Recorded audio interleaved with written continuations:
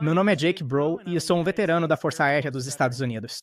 Servi por 6 anos como oficial de operações de mísseis nucleares e, por volta de 2019, comecei um canal no YouTube. Era meio que um hobby paralelo. O canal estava indo bem o suficiente para que eu sentisse que poderia sair das Forças Armadas e me dedicar a isso em tempo integral. Minha data oficial de desligamento foi em fevereiro de 2022, exatamente na mesma semana em que a Rússia lançou sua invasão em grande escala. Eu fiz esse vídeo único, só compartilhando meus pensamentos e reações sobre o que estava acontecendo no mundo. Essa era a principal notícia do momento. Esse vídeo teve muitas visualizações, e eu meio que fui puxado para essa posição de youtuber que fala sobre a guerra na Ucrânia. Eu nunca cheguei a me identificar realmente como um blogueiro militar, mas é dessa forma que as pessoas costumam me chamar, e esse é o papel que tenho desempenhado nos últimos 4 anos. E agora, aqui tô eu. Que bom te ver de novo, Starsky. E bom te ver também, meu amigo. Vamos falar sobre as atualizações mais recentes. Donald Trump parece estar bastante envolvido nas negociações de paz, e hoje estão ocorrendo negociações em Abu Dhabi entre a Ucrânia, terroristas russos e os Estados Unidos. Na sua opinião, você acha que Trump está sendo genuinamente diplomático ou está apenas fazendo política?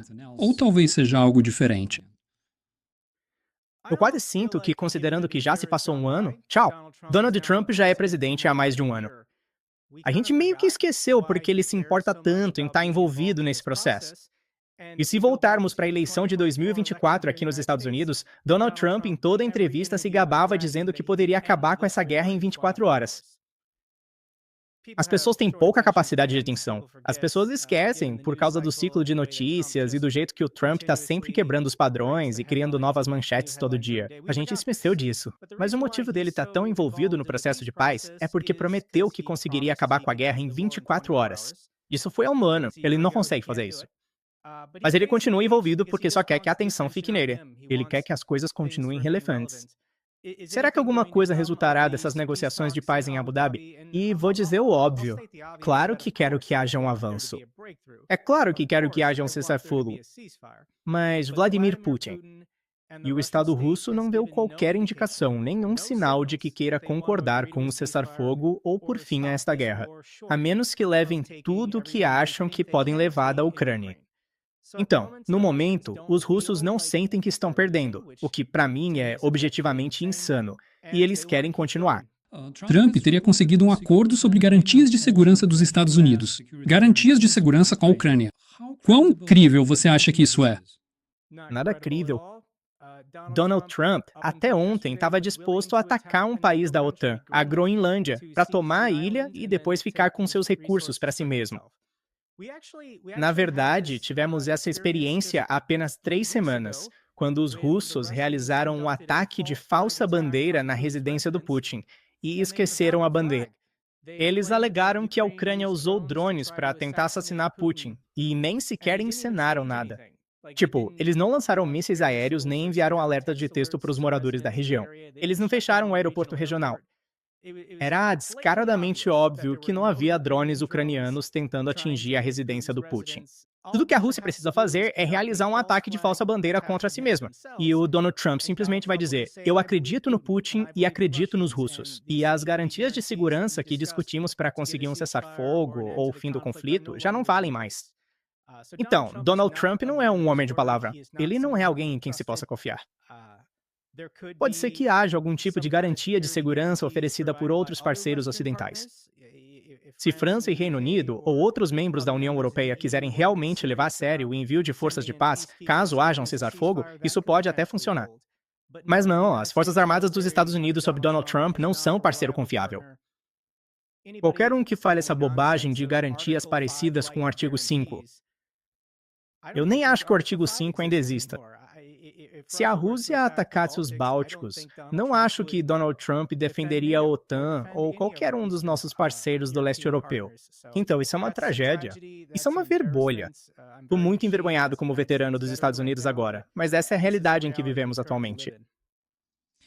Falando dos nossos parceiros europeus, os líderes europeus têm sido criticados por falta de ação ou decisão. Você acha que essa crítica é justificada? Sim e não. Acho que todos esses líderes europeus estão enfrentando uma pressão real de partidos de extrema-direita, seja a Frente na França, o AfD na Alemanha, o Reform no Reino Unido. Donald Trump, JD, Vance e Elon Musk estão financiando e promovendo esses grupos de extrema-direita, fomentando-os. Medo e ódio contra muçulmanos e estrangeiros, para tentar convencê-los a abrir mão do poder. Então, entendo a posição desses políticos, sejam eles centristas ou liberais, como queiram chamá-los. Se suas economias sofrerem, isso só criará mais instabilidade na Alemanha, no Reino Unido e na França. Se as economias entrarem em declínio, é mais provável que as pessoas apoiem esses partidos fascistas de extrema-direita. Se eles assumirem o controle, vão se aliar ao MAGA e aos russos. E isso não vai beneficiar a Ucrânia. Então, eu entendo a posição em que eles estão. Mas se tivessem tomado medidas mais firmes 3 ou 4 anos atrás, quando o Joe Biden era presidente, talvez pudéssemos ter tido uma resolução mais rápida para essa guerra. Estamos na situação em que estamos. Tem muita gente apontando o dedo para todos os lados. Como americano, não tenho o direito de julgar ninguém, mas vou continuar fazendo barulho e fazendo o que posso. E para qualquer um dos meus amigos em países europeus, agora é a hora de se manifestar. Agora é a hora de agir. Esse não é o momento de se afastar ou de enfiar a cabeça na areia. Estamos em uma luta global agora, pelos direitos humanos e pela democracia, e estamos perigosamente próximos de um ponto de inflexão do qual talvez nunca voltemos. Faça. Você acha que vamos testemunhar algum tipo de criação de uma nova aliança militar no futuro, como a OTAN, mas em torno da Europa? Bem, você sabe, idealmente, se Trump e o MAGA puderem ser removidos em 2029, não sei como vamos conseguir isso. Então eu acho que sim, precisamos reformar a estrutura da OTAN. O fato de que um país, Viktor Orbán na Hungria, pode simplesmente vetar qualquer decisão, travar a aliança, sabotar por dentro. Obviamente, eles têm conflitos de interesse e estão aceitando o dinheiro dos russos. O mesmo acontece com o Fico, na Eslováquia. Precisamos de um sistema de controle melhor para os membros, quando eles saem da linha, quando são corrompidos. Eles deveriam ser punidos ou expulsos. Se você não apoia o que 95% da aliança quer fazer, então pode simplesmente sair. Você não precisa fazer parte disso, Hungria. Você não precisa fazer parte disso, Eslováquia. Mas eu realmente quero ver a OTAN reformada no futuro e criar uma nova aliança global de democracias. Vamos trazer Austrália, Nova Zelândia, Japão, Coreia do Sul para a aliança e trabalhar juntos, porque existe um eixo de regimes autoritários que estão todos se coordenando. Irã, Coreia do Norte, China, Rússia. Eu entendo que eles não têm um nome formal para si mesmos, mas claramente estão fazendo exercícios militares conjuntos. Compartilham inteligência e copiam táticas mútuas. Táticas para infiltrar, corromper e arruinar nossas democracias. Nós temos que nos defender, nós temos que reagir. A maioria das pessoas ainda está alheia a esse perigo, mas ele existe e está crescendo. Isso não vai desaparecer. E nós precisamos, em algum momento, espero que até 2029, assim que nós, nos Estados Unidos, nos livrarmos do MAGA, criar uma nova arquitetura de segurança para proteger nossas democracias, nossas liberdades e os direitos humanos. E Starsky, a Ucrânia vai fazer parte dessa aliança e vai ser o segundo membro mais importante e poderoso dessa aliança. Eles vão ter mais experiência, mais a ganhar e um maior entendimento do que é a verdadeira ameaça, já que lutaram diretamente contra os russos nos últimos 4 anos. Você acredita verdadeiramente que a Ucrânia pode colaborar significativamente com sua experiência militar e as suas avançadas tecnologias militares para a futura aliança militar? O fato de que um drone FPV de 300 ou 400 dólares pode destruir um tanque de 10 milhões de dólares. A antiga lógica de como as empresas da indústria de defesa ganham dinheiro acabou. E precisamos viver na realidade e entender como a próxima guerra vai ser travada. A Ucrânia tem a experiência. Eles têm o conhecimento. São eles que vêm experimentando nos últimos 4 anos. Será a liderança deles que os parceiros ocidentais vão buscar. E eu espero, sabe, eu espero que a gente não tenha um conflito maior, uma guerra maior por vir, mas ela vai envolver drones, vai envolver inteligência artificial. E eu sei com certeza que o exército dos Estados Unidos não está preparado. Se soldados americanos tiverem que lutar uma guerra terrestre em algum lugar, eles não estão preparados. Eles não entendem como a guerra mudou como resultado da invasão da Ucrânia por Putin. Algumas vozes americanas são críticas à ajuda externa em tempos de pressão interna. Como os apoiadores da Ucrânia podem combater efetivamente essa narrativa? Sempre vai haver pressão interna. Nenhuma sociedade atingiu um status utópico e está livre de problemas. Não existe esse dinheiro sobrando por aí, que não está sendo usado e que a gente pode usar para ajudar outras pessoas. É uma prioridade. Mas, para os meus amigos americanos, eu argumento que a Ucrânia está lutando por nós. Eles estão lutando pela nossa democracia neste exato momento. Eles estão lutando pelos valores ocidentais que eu sei que Donald Trump e Vance e Elon Musk não respeitam, não valorizam e não querem continuar. Mas eu ainda respeito. Eu ainda acredito nos direitos humanos. Eu ainda acredito que pessoas que vivem em liberdade, que vivem em democracia, que têm alguma voz no seu governo, eu ainda acredito que as democracias são capazes de resolver conflitos sem precisar ir para a guerra. Mas assim que um autoritário ou um ditador assume o comando de um país, eles não são razoáveis. Eles não negociam de boa fé. E estão rápidos no gatilho. Eles querem ir para a guerra para expandir sua própria influência, alcance e fronteiras territoriais. Eu não quero voltar para uma era de impérios. E eu entendo que meu governo e o Trump, eles estão tentando fazer isso, falando sobre anexar o Canadá e a Groenlândia e Cuba e Venezuela e todos esses outros países. Nesse cenário, milhões morrem. Há uma porcentagem da população americana que apoia isso, que eles não têm. Eles não veem problema nas pessoas da Venezuela sofrerem ou morrerem, desde que a gente fique com o petróleo deles. Eu acho esse pensamento bem frio e de curto prazo. Vão surgir muitas complicações como resultado dessa estratégia. Mas não, eu me identifico com o povo da Ucrânia, porque acredito que eles compartilham nossos valores. Eles querem viver uma sociedade com... Não tem como acabar com a corrupção, mas com um grau menor de corrupção. E eles querem respeitar a lei. Eles querem ter eleições livres e justas. Eles querem ter um governo responsável. E eles não querem ir para a guerra. A Ucrânia não queria essa guerra. Eles só querem viver em paz. Eles são abençoados com uma ótima geografia, terras férteis, uma cultura fantástica, um povo maravilhoso. Se eles pudessem simplesmente ser deixados em paz pelos russos, pela primeira vez em séculos, eles prosperariam. E eu quero ver isso acontecer por eles, porque acho que isso levaria a um mundo melhor para todos.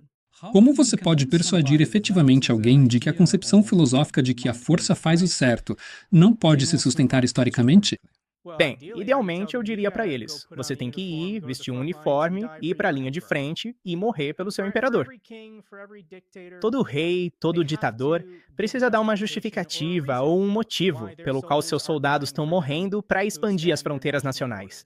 Você pode falar sobre religião, pode falar sobre raça, antigas rivalidades de sangue, o que for. Mas todos esses guerreiros de teclado na internet, nenhum deles realmente quer se voluntariar para morrer nas guerras do Trump no exterior. Um ano atrás, eles diziam, chega de guerras estúpidas. Queremos votar no Trump porque ele é o candidato da paz. Existe, portanto, muita incompreensão sobre a história e sobre pessoas como o Elon Musk. Eles são idiotas. E eles ficam falando que deveríamos voltar como as coisas eram antes. Sabe, como nos tempos do Império Romano e blá blá blá. Mas, na verdade, eles não incorporam nenhuma das virtudes que aquelas sociedades antigas costumavam exaltar, como honestidade e integridade. Eles mentem sobre tudo, e é tudo por interesse próprio. Então, sua pergunta é, como faço para contatá-los? Como eu convenço essas pessoas? E eu não acho que consigo. Eu acho que 1/3 dos americanos agora é firmemente fascista. Eles nunca vão mudar de opinião. Eles nunca vão mudar de visão. Eles não querem ver uma transição pacífica de poder de volta para um democrata ou liberal. Eles não se importam que outras pessoas peguem armas e façam o que for preciso para manter o poder através da violência. Mas existe esse terço do meio, e são essas pessoas que precisamos alcançar. E, infelizmente, muitas dessas pessoas, eu entendo a situação delas. Elas trabalham em um emprego das 9 às 5, estão criando filhos. Elas só querem assistir esportes no fim de semana e aproveitar a vida. Então, a menos que a vida diária dela seja interrompida, como uma queda na bolsa, alto desemprego ou crise de acessibilidade, e todos esses fatores estão chegando, aliás. Mas precisamos alcançar essas pessoas e convencê-las a se juntar ao nosso lado. De acordo com as mensagens mais recentes vindas de Abu Dhabi, os russos continuam exigindo que a Ucrânia ceda territórios, inclusive aqueles que os russos nem controlam atualmente. O que acontece agora? Será que o governo Trump vai pressionar o presidente Zelensky a aceitar as exigências russas? Ou você espera algum tipo de resolução diferente? Trump vem pressionando a Ucrânia para se render já faz um ano. É uma armadilha! Você poderia, por favor, simplesmente abrir mão de todas as suas melhores linhas de defesa que vocês passaram 2 anos construindo. É só deixar nosso exército atravessar esses dentes de dragão, arame farpado e minas terrestres. E prometemos que vamos parar. É a jogada mais idiota do mundo, mas a Rússia continua a oferecer missa. Eles vêm oferecendo isso há um ano, e o Trump continua pressionando o Zelensky. Só desista. Entregue o Donbas. No começo eles diziam, entregue a cidade de Zaporizhia e a margem norte de Kherson. Os russos meio que estão dizendo, vamos nos contentar só com a região do Donbas neste momento. Mas não, a Rússia nunca baterá. Mesmo que haja uma pausa no conflito por 6 meses, ou seja lá quanto tempo, eles vão voltar para pegar mais. Nesse ponto, acho que o Putin está pessoalmente ofendido. E isso arruinou a reputação que ele passou 2 décadas construindo, esse mito do grande salvador da Rússia, que recuperou o status de superpotência global. E ele quer aniquilar a identidade ucraniana. Ele quer apagar isso da história da Terra. Esse é o último desejo dele ao deixar este mundo. Então, eu acho que o Zelensky vai concordar com isso algum dia? E não. O Zelensky é inteligente o suficiente para entender exatamente o que os russos estão fazendo. Então é tudo enrolação e atraso. Quando o Trump te manda fazer alguma coisa, você pode dizer não a portas fechadas. Não diga não publicamente. Mas a portas fechadas, você pode dizer não. E o Zelensky tem só empurrado com a barriga, dizendo que, para fazer isso, talvez a gente precise fazer um referendo. A gente precisa alterar a Constituição. Eu preciso conversar com essas pessoas. O Trump fica irritado, frustrado e twitta para ele ou grita com ele. Não, o Zelensky nunca vai abrir mão dessas linhas defensivas na região de Donbas. E, sinceramente, essas linhas de defesa são a única coisa protegendo o resto da Europa também. Então não, ninguém vai abrir mão delas. A Rússia não vai ganhar nada de braça. Se eles quiserem continuar perdendo 1.000 ou 2.000 soldados por dia por mais um campo de trigo aqui e ali, é assim que essa guerra vai terminar. É uma guerra de desgaste, e eventualmente a economia da Rússia vai colapsar ou eles vão ficar sem gente burra o suficiente para assinar contrato. O presidente Vladimir Putin ainda continua acreditando firmemente que está vencendo na Ucrânia. Quão forte é a posição de barganha da Rússia neste exato momento, em comparação com a Ucrânia e o Ocidente? É interessante. Eu realmente não me importo o que o Putin pensa. O Putin está totalmente comprometido e ele não vive na realidade. Mas é fascinante assistir aos analistas militares. E eles estão muito confusos. Lembro-me de quando Trump foi eleito em novembro de 2024, houve um aumento repentino na assinatura do contrato. Havia muitos russos dizendo, se Trump entrou no poder, ele vai cortar toda a ajuda e o apoio militar à Ucrânia. Estaremos em Kiev daqui a 6 meses. Preciso assinar um contrato agora para receber aquele gordo salário e o status de veterano quando marcharmos em um desfile militar assim que tomarmos Kiev daqui a 6 meses. E eles ainda não têm controle total de Pokrovsk.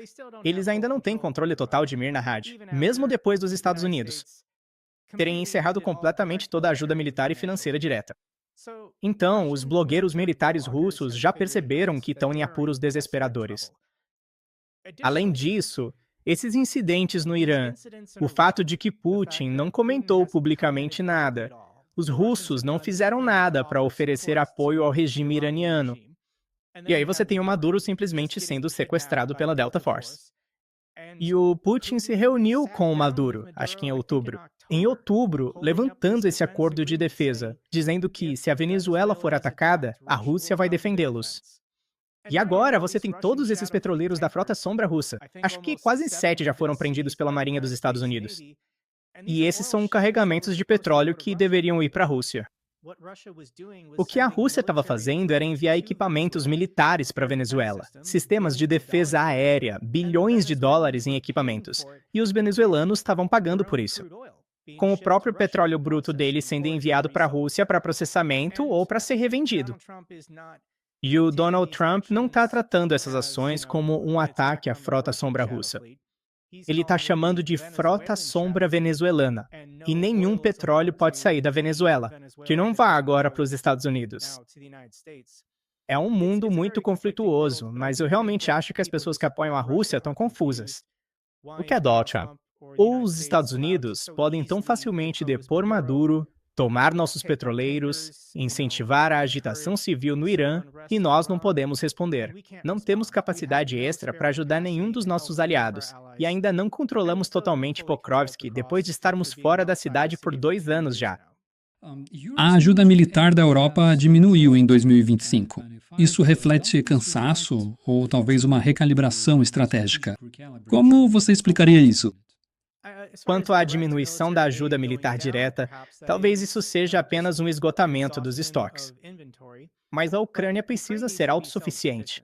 E eu realmente acho, desde que Trump foi reeleito, já faz quase 1 ano e meio, houve um esforço para fortalecer a própria indústria doméstica da Ucrânia. A Ucrânia precisa produzir seus próprios projéteis de artilharia, seus próprios mísseis, seus próprios drones. A autossuficiência é a chave para eles, porque com uma eleição, as coisas podem mudar para a Ucrânia. Então eles não podem depender de nenhum de seus parceiros ocidentais para uma reposição constante nos próximos anos, porque governos em democracias mudam. A Ucrânia queria aqueles tanques, queria aqueles caças, queria aqueles HIMARS ou o que fosse, mas eles vão vencer essa guerra superando os russos com drones baratos. Isso já pode ser percebido pelo que o novo ministro da Defesa, Fedorov, está dizendo. Precisamos matar 50 mil soldados russos por mês. E a maioria desses soldados que morrerem, morrerão em decorrência de drones FPV baratos que custam menos de $1.000. Quer tenham cabos de fibra ótica de 20, 30, 40 ou agora 50 quilômetros, eles estão simplesmente caçando dia e noite em todos os territórios ocupados. Para qualquer soldado russo, qualquer veículo de suprimentos. Zelensky disse que houve um ponto de inflexão em dezembro. A produção doméstica desses drones de fibra ótica agora já superou, eu acho, o que seus operadores conseguem implantar em horas de trabalho humano. Então a Ucrânia agora precisa de mais operadores de drones para lidar com o excedente. E eles estão simplesmente caçando. Eu não sinto pena desses homens russos ou desses soldados russos, mas não é uma luta justa. Quando eles estão só tentando chegar à linha de contato para fazer uma missão de reconhecimento ou um ataque, eles nem conseguem chegar lá. Eles não conseguem levar seus suprimentos, porque esses drones de fibra ótica agora cobrem toda a linha de frente.